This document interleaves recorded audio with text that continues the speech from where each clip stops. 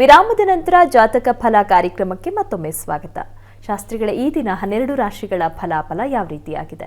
12 ರಾಶಿಗಳ ಫಲಾಫಲ ತಿಳಿಯುವ ಮುನ್ನ ಇಂದಿನ ಗ್ರಹ ಸ್ಥಿತಿಯನ್ನು ಒಂದ್ಸಲ ಗಮನಿಸ್ಕೊಳ್ಳೋದಾದರೆ, ಮೇಷರಾಶಿಯಲ್ಲಿ ಅಲ್ಲಿ ಗುರು ಇರತಕ್ಕಂಥದ್ದು, ಕನ್ಯಾ ರಾಶಿಯಲ್ಲಿ ಕೇತು, ತುಲಾ ರಾಶಿಯಲ್ಲಿ ಅಲ್ಲಿ ಶುಕ್ರನಿದ್ದಾನೆ, ವೃಶ್ಚಿಕ ರಾಶಿಯಲ್ಲಿ ಕುಜ ಇರತಕ್ಕಂಥದ್ದು, ಧನಸ್ಸು ರಾಶಿಯಲ್ಲಿ ರವಿ ಬುಧರ ಯುತಿ ಇದೆ. ಇನ್ನು ಶನಿ ಹಾಗೂ ಚಂದ್ರರು ಒಟ್ಟಾಗಿದ್ದಾರೆ, ಅದು ಕುಂಭರಾಶಿಯಲ್ಲಿ, ಮೀನರಾಶಿಯಲ್ಲಿ ರಾಹು ಜೊತೆಗೆ ಮಾಂದ್ಯಯುತಿಯಾಗಿದೆ. ಹೀಗಿರುವಾಗ 12 ರಾಶಿಗಳ ಫಲಾಫಲ ಹೇಗಿರ್ತದೆ ಗಮನಿಸ್ಕೊಳ್ಳೋಣ. ಮೊದಲಿಗೆ ಮೇಷರಾಶಿಯವರಿಗೆ ನೋಡಿ, ವ್ಯಯದ ರಾಹು ಹಾಗೂ ಮಾಂದಿ ಇವೇನಪ್ಪ ಮಾಡುತ್ತೆ ಅಂದರೆ, ವಿಪರೀತವಾದ ವ್ಯಯವನ್ನು ಸೂಚಿಸುತ್ತೆ. ಯಾವ ಕಾರಣಕ್ಕೆ? ಅನಗತ್ಯ ವ್ಯಯವನ್ನು, ವ್ಯಸನಗಳಿಗೆ ಹಣ ಖರ್ಚು ಮಾಡಿ ಒದ್ದಾಡ್ತಕ್ಕಂಥದ್ದು, ಕಣ್ಣಿನ ಬಾಧೆ ಸೂಚಿಸ್ತಾರೆ. ಅಂಬುರುಕ್ ವ್ಯಯಕರಹ ಅಂತೆಲ್ಲ ಹೇಳುತ್ತೆ.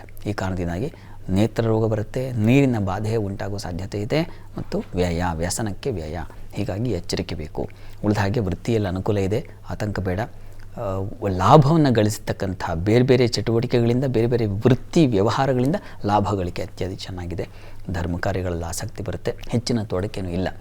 ಸಂಗಾತಿಯ ಸಹಕಾರ ಈ ದಿವಸ ತುಂಬ ಚೆನ್ನಾಗಿರುತ್ತದೆ. ಅನ್ಯೋನ್ಯ ಸಂಭಾಷಣೆ ಇವುಗಳಿಂದ ಸಮೃದ್ಧವಾಗಿರುತ್ತೆ ವಾತಾವರಣ ಮನೆಯಲ್ಲಿ. ಈ ಆರೋಗ್ಯದ ದೃಷ್ಟಿಯಿಂದ, ಈ ವ್ಯಸನ ದೃಷ್ಟಿಯಿಂದ ಸುಬ್ರಹ್ಮಣ್ಯನ ಪ್ರಾರ್ಥನೆ ಬಹಳ ಒಳ್ಳೆಯದು. ವೃಷಭ ರಾಶಿಯವರಿಗೆ ಲಾಭದ ದಿನ. ಔಷಧ ವ್ಯಾಪಾರಿಗಳಿಗೆ ಬಹಳ ವಿಶೇಷವಾದ ಅನುಕೂಲತೆಗಳು, ಲಾಭಗಳನ್ನು ನಿರೀಕ್ಷೆ ಮಾಡಬಹುದು. ಪ್ಯಾರಾಮೆಡಿಕಲ್ ಇರ್ತಕ್ಕಂಥವ್ರಿಗೆ ಚೆನ್ನಾಗಿದೆ. ಪೆಟ್ರೋಲಿಯಂಲಿರ್ತಕ್ಕಂಥ ಕೆಲಸಗಾರರಿಗೆ ವ್ಯವಹಾರದಲ್ಲಿ ತುಂಬ ಲಾಭಗಳಿಗೆ ಅವಕಾಶ ಚೆನ್ನಾಗಿದೆ. ಈ ದಿವಸ ನಿಮ್ಮ ಬಂಧುಗಳ ಸಹಕಾರ ಚೆನ್ನಾಗಿರ್ತದೆ, ಆತಂಕವಿಲ್ಲ. ವೃತ್ತಿಯಲ್ಲಿ ಸ್ವಲ್ಪ ಮಾನಸಿಕವಾಗಿ ಹಿನ್ನಡೆ ಉಂಟಾಗುತ್ತೆ.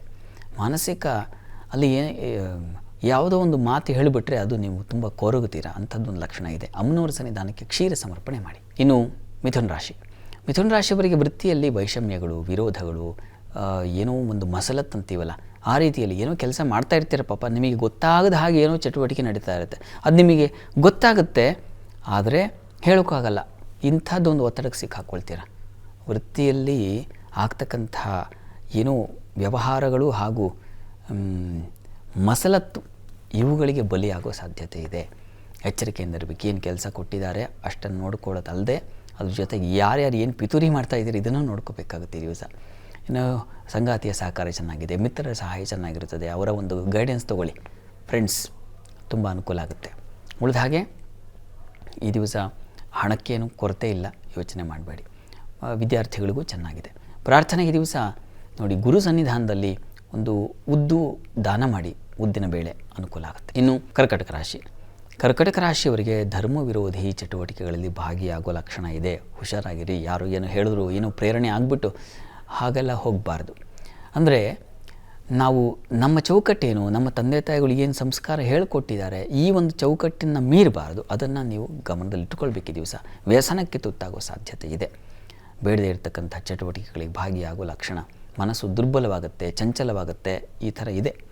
ಸ್ವಲ್ಪ ಹುಷಾರಾಗಿರಬೇಕು. ಈ ದಿವಸ ಅಮ್ಮನವ್ರು ಪ್ರಾರ್ಥನೆ ಮಾಡ್ಕೊಳ್ಳಿ. ಲಲಿತಾ ಪರಮೇಶ್ವರಿ, ಲಲಿತಾ ಸಹಸ್ರನಾಮ ಕೇಳೋದು ತುಂಬ ತುಂಬ ಒಳ್ಳೆಯದು. ಈ ದಿವಸ ಕೆಲಸದಲ್ಲಿ ತೊಂದರೆ ಇಲ್ಲ, ಅನುಕೂಲ ಇದೆ.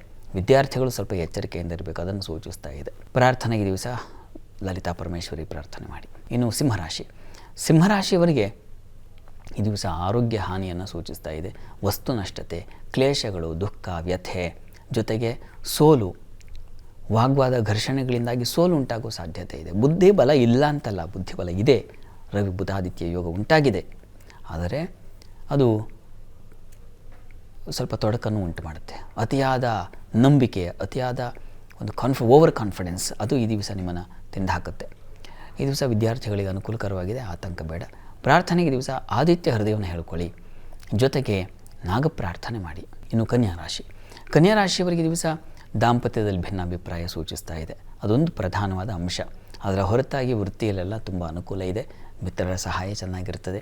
ಸ್ವಲ್ಪ ಮಿತ್ರರಿಗಾಗಿ ವ್ಯಯ ಖರ್ಚು ಮಾಡುವ ಸಂದರ್ಭ ಬರುತ್ತೆ. ಈ ದಿವಸ ಸ್ವಲ್ಪ ಸ್ತ್ರೀಯರ ಆರೋಗ್ಯದಲ್ಲಿ ವ್ಯತ್ಯಾಸ ಸೂಚಿಸ್ತಾ ಇದೆ, ಹುಷಾರಾಗಿರಿ.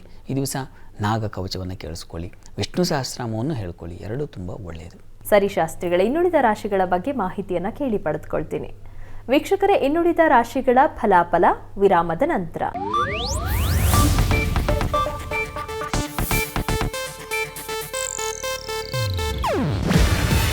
ಇದು ಏಷ್ಯಾನೆಟ್ ನ್ಯೂಸ್ ನೆಟ್ವರ್ಕ್ ಪ್ರಸ್ತುತಿ. ನೀವು ನೋಡ್ತಿದ್ದೀರಾ ಏಷ್ಯಾ ನೆಟ್ ಸುವರ್ಣ ನ್ಯೂಸ್.